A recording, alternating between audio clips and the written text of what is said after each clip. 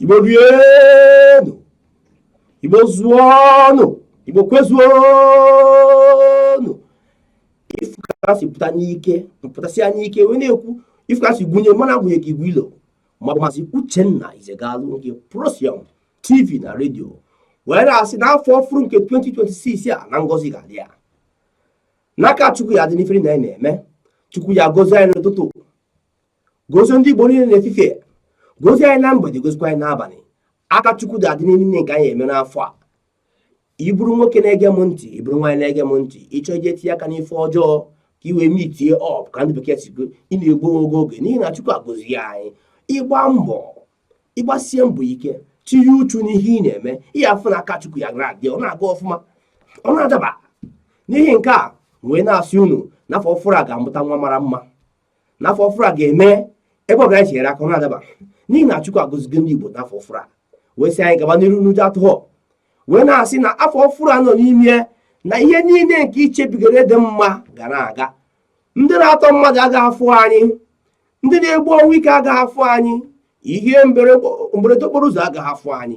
Ihe niile nke anyị ga-eme ga na-aga ọfụma, ọ ga na-aga were were. N'ihi nke a anyị gosiri na-eto Chineke, na-enye otuto, na-enye ịja mma, na-ebunye afọ asụ enyi n'ihi na onye isi nchụaja anyị ka ọ wee na-asị gị biko agbala mbọ chọọ okwu. Ị ga-ewepụ aka enwe n'ofe tupu o mee gịnị ọwa aka mmadụ, n'ihi na ihe kwuru ka a na-eme. Ị na-asị gị gaba n'iru, atụ n'ụjọ, gbasie mbọ ike ka ị bụrụ mmadụ na-etufughị oge nkuchi ya taata nke anyị ekwu echi.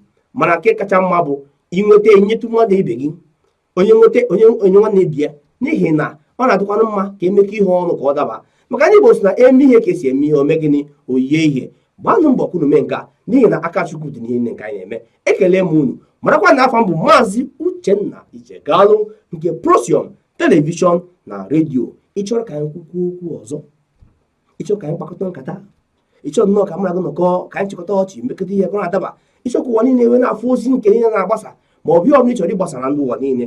Ị kpọọ m n'ekwentị nke bụ